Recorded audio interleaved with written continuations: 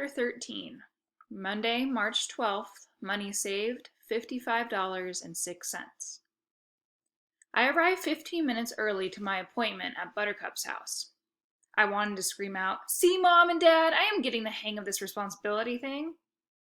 It was too early to knock at the door, though, so I walked around the block 6 times. I pretended to walk Buttercup. "Good girl," I praised, and "That a girl," and "Don't pee on the flowers." Finally, at exactly 4 o'clock, I rang the doorbell, and 42 seconds later, the door opened. Not that I was checking my watch every 4 seconds or anything.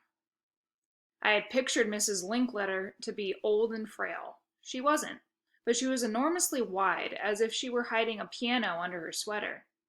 She had red cheeks and a tall tangle of curly hair. "Are you Otto?" she asked, with her scratchy voice. "You ought to call Otto," I answered. Mrs. Linkletter smiled at me. Behind Mrs. Linkletter leapt Buttercup, a white miniature poodle. She kept leaping in the air and yapping like she had just eaten 10 jars of jumping beans. "As I said, she's lively." "Just a little," I agreed. "Yap, jump, yap, jump." "I have to run errands," said Mrs. Linkletter. "You'll need to walk Buttercup for at least an hour." "No problem. I charge $6 for 30 minutes. I had researched dog walking prices on Mom's computer the night before. I called Malcolm, too. I wanted to charge $100 a dog, but Malcolm convinced me that no one would hire me for $100. Professional dog walkers are paid a lot more than $6 for half an hour. But I was just starting out, so I couldn't charge higher fees. Yet. The yet is always important. Mrs. Linkletter handed me a $5 bill. "This is for an hour," she said. "Take it or leave it." "I'll take it." I couldn't be choosy. Not until I built my dog-walking money-making empire, at least. So I'd made an exception just this once. Mrs. Linkletter bent over and kissed Buttercup on the forehead. Mama will be back soon," she cooed. She handed me the leash. And then Buttercup and I were off for our walk. If Buttercup didn't eat jumping beans, maybe she had eaten a pogo stick. She leapt the entire walk. I don't know if her front paws touched the ground once. She constantly sprang up and down on her back legs. She snapped at everything we passed too, like people, mailboxes, butterflies, the wind, and invisible dust mites. She sprang at trees, a bush, some tulips, a candy wrapper, and highest of all, at joggers. "Get out much?" I asked. She just yelped and leapt in answer. I guess not. Buttercup was probably the most excited dog ever. "That's just a flower," I told her. And, "Really, Buttercup, haven't you seen a bird before?" We went to the park, which only gave her more things to yap at.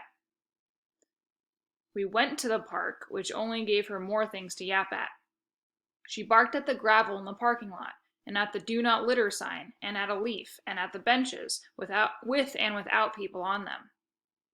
A group of kids played soccer, and we strolled closer. Well, I strolled. Buttercup jumped and yipped. There were 7 guys, and I knew a couple of them from my team. Eric Lansing, our midfielder, and Kyle Krovich, our goalie. Eric waved. "Otto, hey, we could use one more." "I'm working." I pointed to Buttercup, who was busy snarling at a butterfly. "Come on, we don't have even teams. We need one more player." "I shouldn't." But there's a difference between shouldn't and can't. A big difference. Besides, I need the practice badly. I thought of Coach Drago shooting me a disappointing look as he marched away the other night. I'd show him. Buttercup could keep herself busy barking at whatever for a few minutes. There was a tree nearby with low branches. "What do you think?" I asked Buttercup. She yapped at a gnat in response. "Do you think I could play?" "Come on!" yelled Eric. "You don't mind, do you?" I asked Buttercup. She growled at a weed. "Hurry up!" shouted Eric. "Coming!"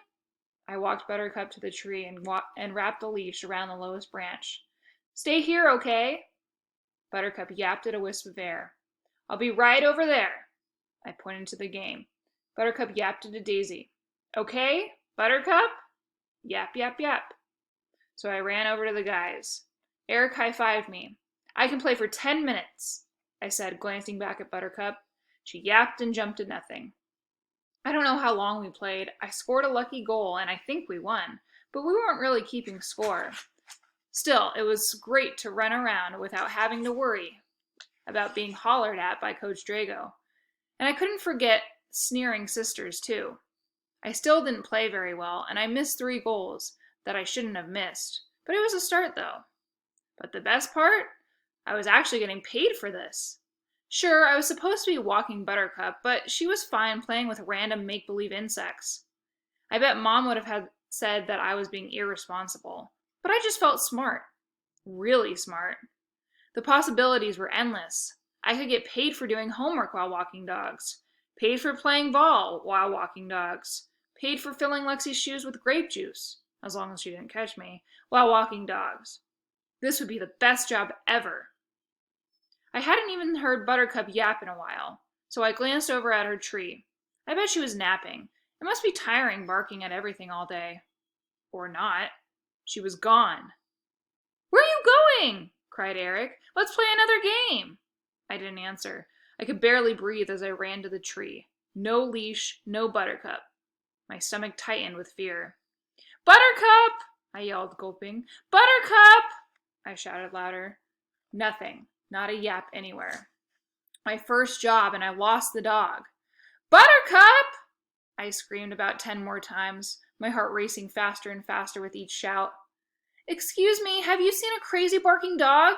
I asked a woman on a bench who was reading a book. She shook her head. "Dog, annoying, yapping, seen her?" I asked a jogger, but he hadn't either. I was in deep, deep trouble. So deep you could dig to China and not reach it. Buttercup could be hurt, or stuck in a tree, or captured by dog stealers, or one of a million horrible things. My stomach was flittering with worry like it caged 1,000 frightened moths. I kept imagining Buttercup being injured or worse. Why had I left her alone? What had I been thinking? I hadn't been thinking, that's what. Maybe being responsible was important. None of the soccer kids had seen Buttercup either. I raced around asking people if they saw an insane white miniature poodle running around. Finally, I talked to some guy in a red sweatsuit at the far end of the park. He nodded. "I think so, over there. Jumpy thing." The guy pointed to a set of trees. I sprinted as quickly as I could, my feet pounding nearly as rapidly as my heart did. I had never run faster. As I neared the line of trees, I heard yapping, annoying, repetitive, but wonderful, wonderful yapping. There, right next to a tree, just at the edge of the park, was Buttercup. If she had stepped into the woods just a few feet further, I might have never found her. She barked at a flower, her fur up and her teeth bared. That flower was in deep trouble. I grabbed Buttercup's leash and collapsed onto the grass next to her. My legs felt like jello, all wobbly and uneasy. "You scare the heck out of me, you know that?" Yap, yap, yap, and then jump. I had never been happier to hear a dog bark in my life. I sat up and caught my breath, scratching Buttercup's neck in a rare, non-jumping moment. My heart began to slow. I wondered if my guardian angel was watching that moment. I whispered my thanks to him. If I was going to walk dogs, I needed to try to be more responsible. No, trying wasn't going to do it. I would be more responsible. End of story. When I handed the leash back to Mrs. Linkletter, she seemed overjoyed to have Buttercup back. I didn't mention our little adventure. She gave her dog a big hug. "How was your walk?" she asked. "Great," I croaked. "No problems." "You're obviously a natural dog walker." "Yep, that's me," I replied, but there was still a big bucket of guilt in my stomach. When Mrs. Linkletter gave me a $1 tip, the bucket got even fuller. There were 4 messages for dog walking jobs waiting for me at home. I grabbed an empty notepad from the junk drawer, and I made a special note in it. Took notepad from Mom. I owe her $1. I keep track of what I took from Mom and pay back every cent after the contest was over. Sure, I would need the money, but this was the new responsible auto. Mom and Dad would be impressed. I called everyone who left a message right back. In the notebook, I scribbled addresses and pickup times. Unfortunately, my pen ran out of ink in the middle of the second call. I was filled up with bookings, though, as long as I could read what I wrote. I arranged 3 walking jobs for the next day. The 4th person I called back asked if I walked cats. I hung up on him. I had soccer practice that night, but things didn't go well. Every time the ball came to me, my mind wandered back to the Buttercup disaster earlier that day and Lexi's tutoring. She was back home tutoring kids right then while I was playing soccer, poorly. I didn't play well in the park either, but with Drago yelling at me and Lexi's snarls flapping about my brain, I played far worse at practice. I couldn't concentrate at all. During our scrimmage, Malcolm scored 3 goals, which was 3 more goals than me. He really looked good. Every time I made a mistake, I'd look at Coach Drago and he'd be muttering and shaking his head. From what I could tell, he did a whole bunch of muttering and head shaking. I'd have to start playing a lot better if I was going to be our star soccer player again. Coach Drago told Malcolm to keep it up and he'd soon be starting. We play at the same position. So I did not like the sound of that at all. But when I got home, I saw that I had 2 more phone messages. I returned them and made appointments. I was too tired from practice to run upstairs and get my notebook, so I didn't write down the information until later. But I thought I wrote everything down correctly. Lexi wasn't smirking anymore, though. In the middle of one of my calls, I caught her watching me, and I threw her a smirk of my own. Although I'm not sure if I did it right. I'm not an accomplished smirker like she is. She just looked sort of confused, shrugged, and marched upstairs back to her bedroom. I got the feeling maybe things weren't going as well for her as I'd feared. I hope so, anyway. Our next chapter will be chapter 14, Tuesday, March 13th. Money saved, $60.06.